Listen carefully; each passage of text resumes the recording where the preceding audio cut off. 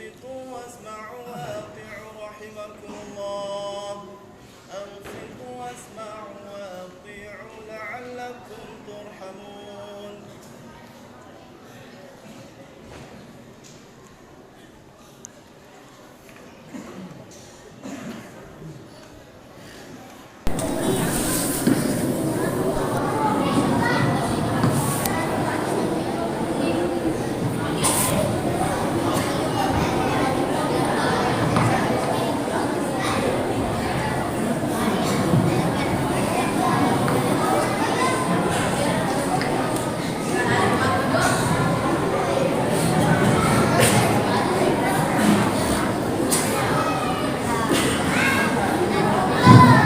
Assalamualaikum warahmatullahi wabarakatuh. Allahu Akbar, Allahu Akbar, Allahu Akbar, Allahu Akbar, Allahu Akbar, Allahu Akbar, Allahu Akbar, Allahu Akbar, Allahu Akbar, Allahu Akbar kabira, walhamdulillahi katsira, wa subhanallahi bukratan wa asila. La ilaha illallah wallahu akbar. Allahu akbar walillahil hamd. Alhamdulillah. Alhamdulillah hamdan wasi'an wa kafi'un mazidah. Ya Rabbana lakal hamdu kama yanbaghi li jalali wajhikal karim wa 'azimi sultanik. Asyhadu an la ilaha illallah wahdahu la syarika lah. Wa asyhadu anna Muhammadan abduhu wa rasuluhu la nabiyya ba'dah.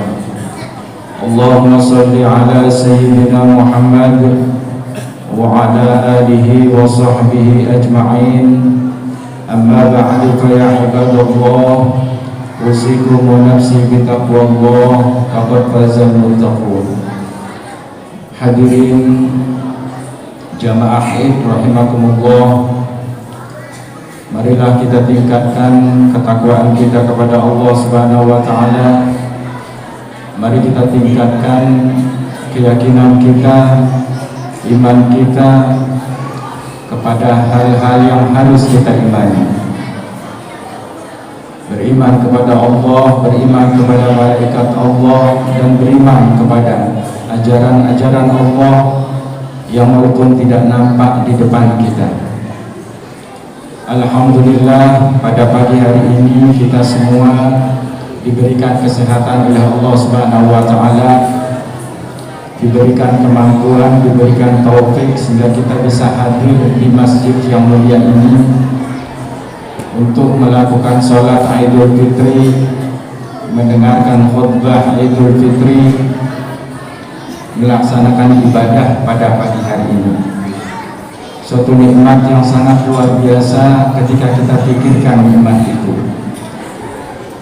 terutama nikmat setelah kita sebulan bisa menyelesaikan puasa Ramadan. Alhamdulillah, banyak saudara-saudara kita, orang tua kita yang dulu kita bersama di tempat ini, tapi sekarang kita tidak bersama beliau lagi. Allah memanggilnya untuk menghadapinya. Oleh karena itu, nikmat kesehatan, nikmat kehidupan inilah yang merupakan hal yang harus kita besar-besar syukuri kepada Allah Subhanahu wa taala. Terlebih kita telah dapat melaksanakan ibadah, terutama ibadah puasa Ramadan. Allahu Akbar, Allahu Akbar, Allahu Akbar, walillahil hamd. Puasa Ramadan yang kita lakukan adalah kewajiban dari Allah Subhanahu wa taala berkaitan dengan adanya bulan Ramadan. Maka sering kita mengatakan bahwa Ramadan itu bulan yang suci, bahwa Ramadan itu adalah bulan keberkahan, bahwa Ramadan adalah bulan mudha'afah, kelipat gandaan amal ibadah. Apa yang Allah kehendaki, alhamdulillah, secara zahir kita sudah bisa laksanakan.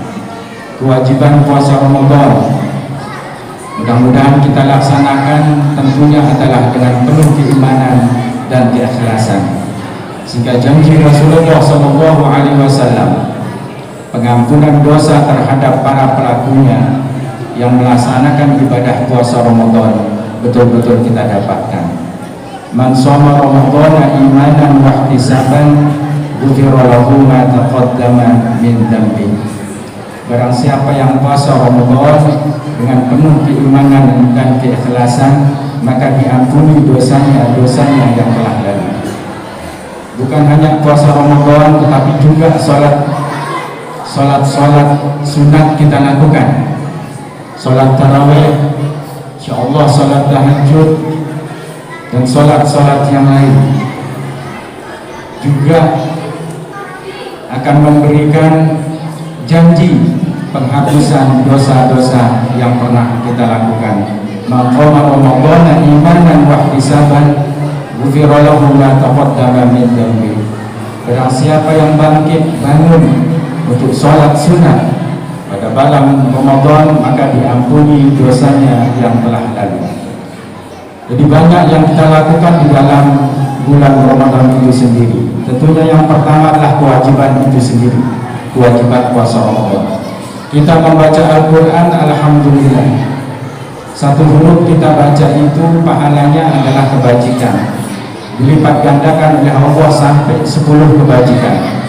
Man qara'a harfan min kitabillah falahu hasanatun wal hasanatu bi 'asyri amsalih.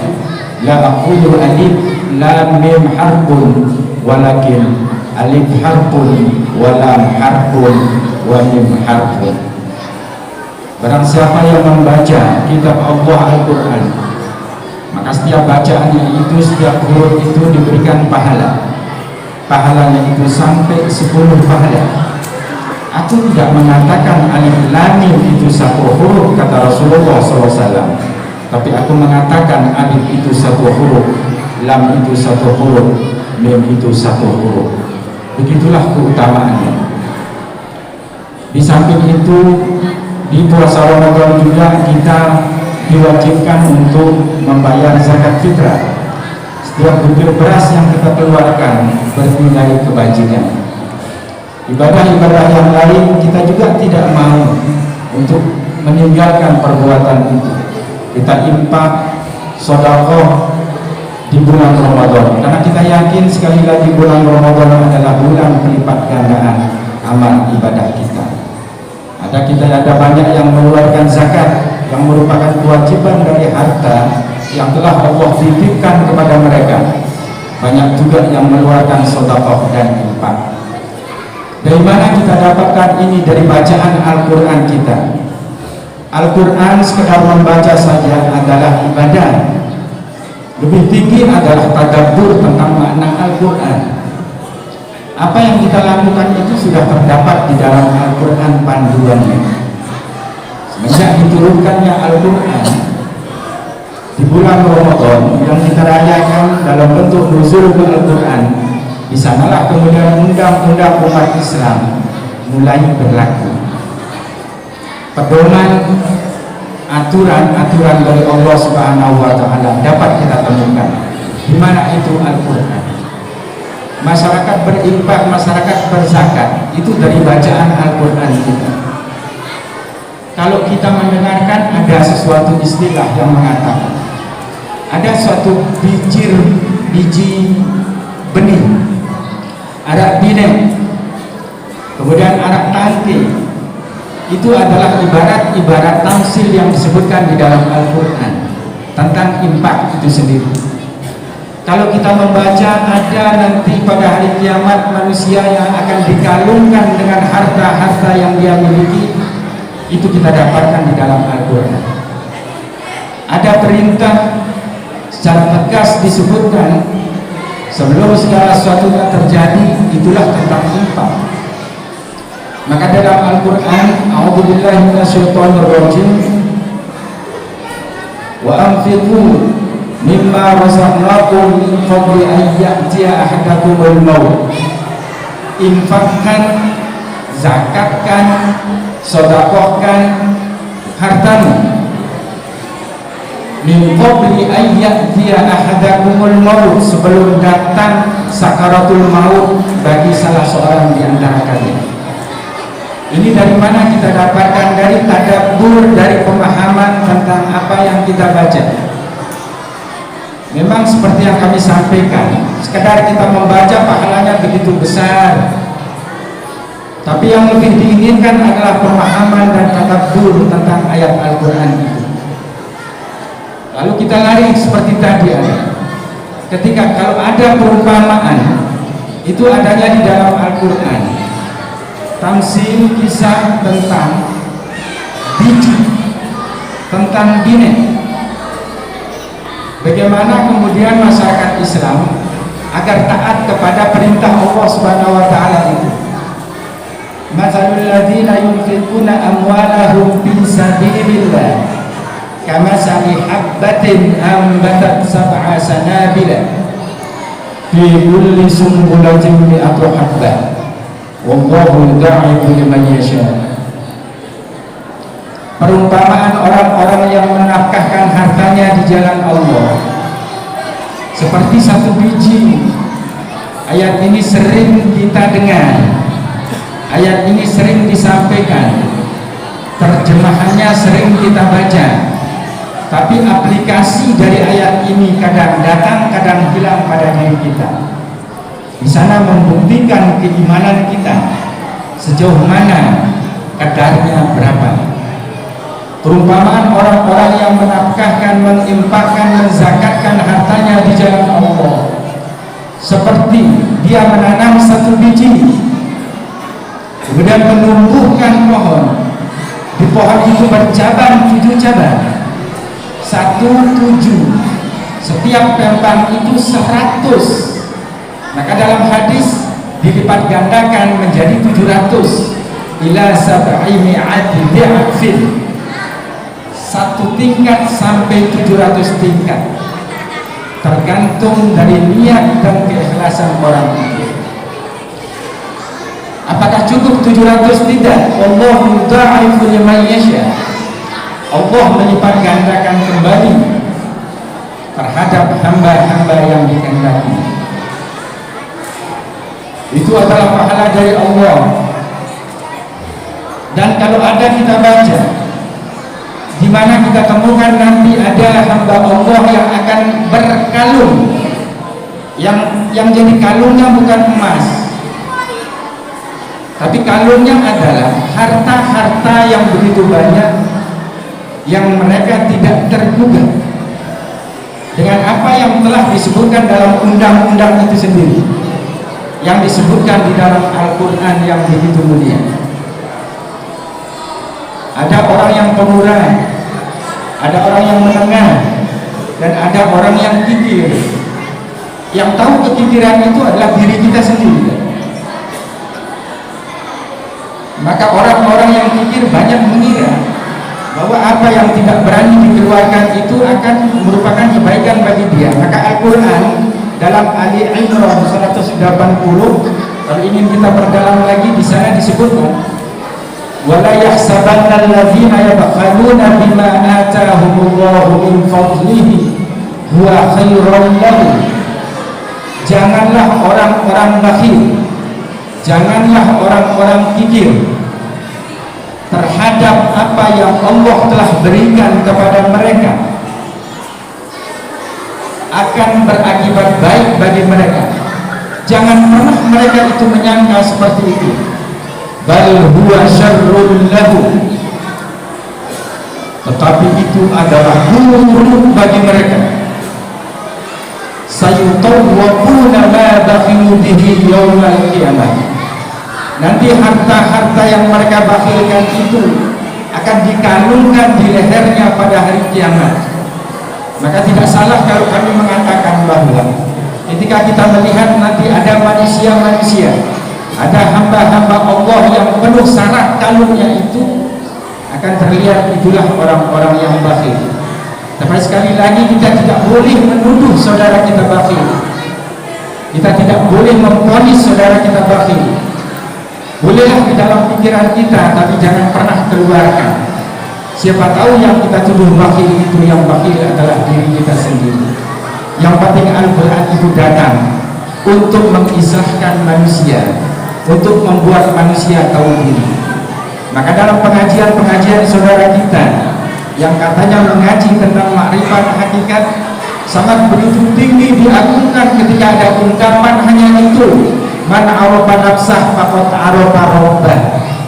Barang siapa yang tahu dirinya maka tahu akan Tuhannya. Banyak sekali jangkauannya ini.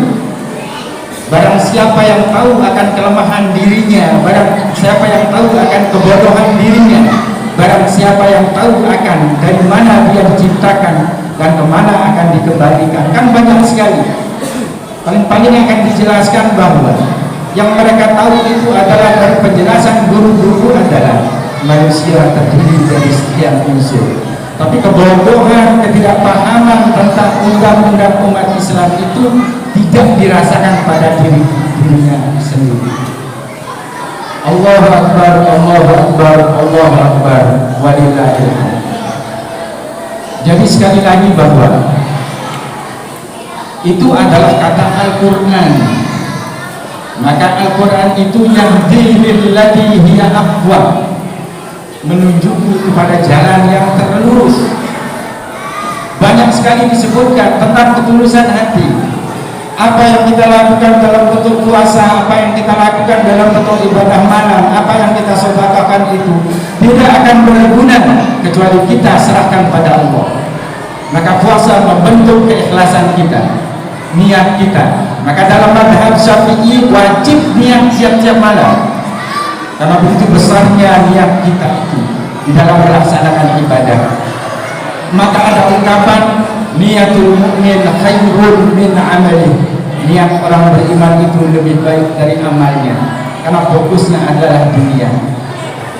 Kalau kita baca pada Sahih Al-Bukhari tentang suatu cerita tentang seorang sahabat, wa anna Rasulullah SAW yahki, bahwa Rasulullah menceritakan tentang seorang. Ceritanya adalah dari Bani Israel. Seseorang laki-laki Bani Israel ini adalah ingin bersedekah. Wa qala, dia berkata, la atasaddaqanna. Itu kebijakannya. Aku pasti akan bersedekah bi sedekatin, dengan suatu sedekah.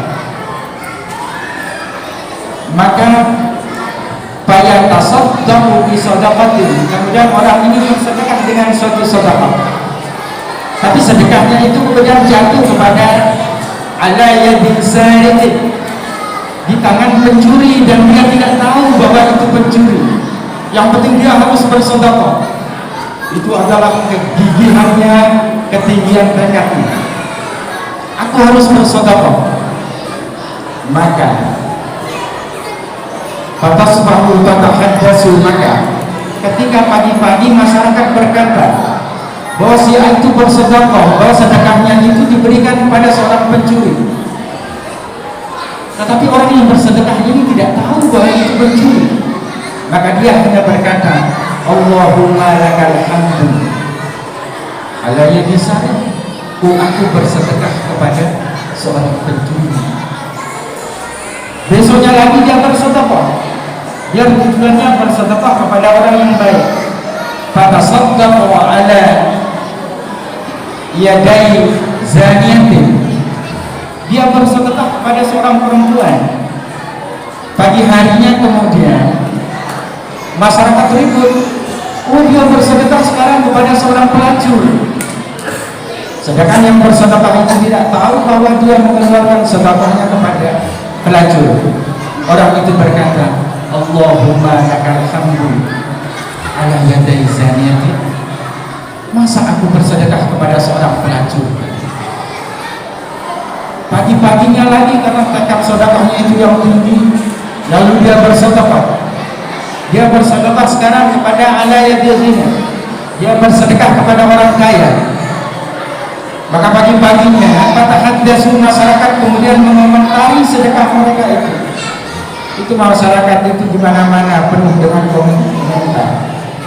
Dia berkata, kemarin dia bersedekah kepada pencuri, kemudian bersedekah kepada pelacur, kemudian sekarang kok dia bersedekah kepada orang kaya.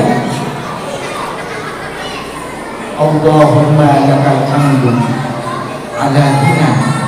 Saat bersedekah kepada orang kaya.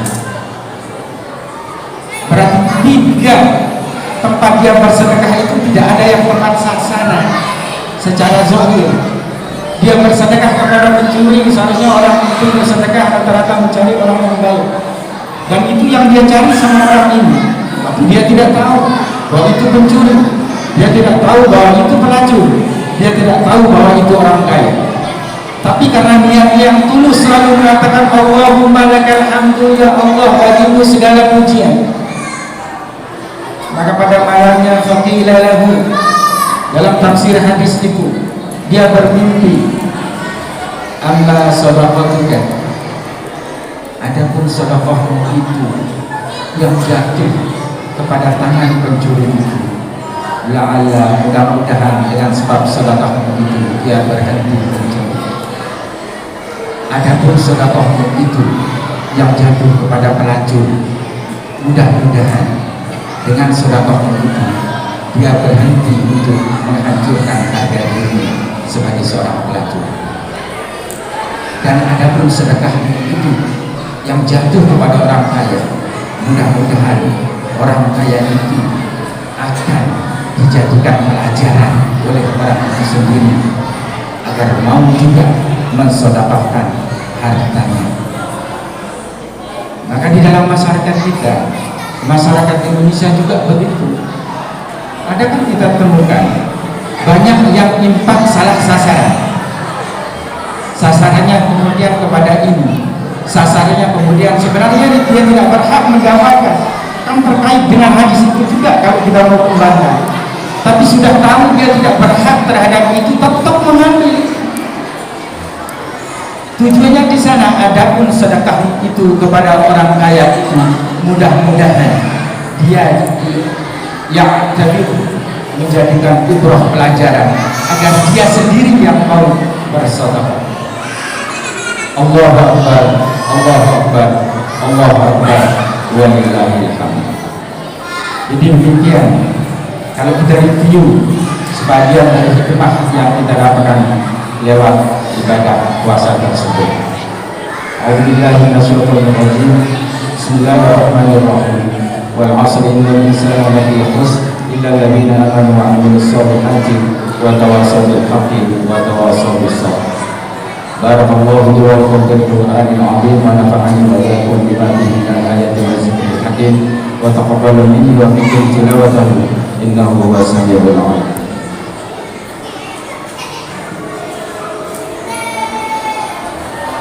Allahu Akbar, Allahu Akbar, Allahu Akbar, Allahu Akbar, Allahu Akbar, Allahu Akbar, Allahu Akbar, walillahil hamd.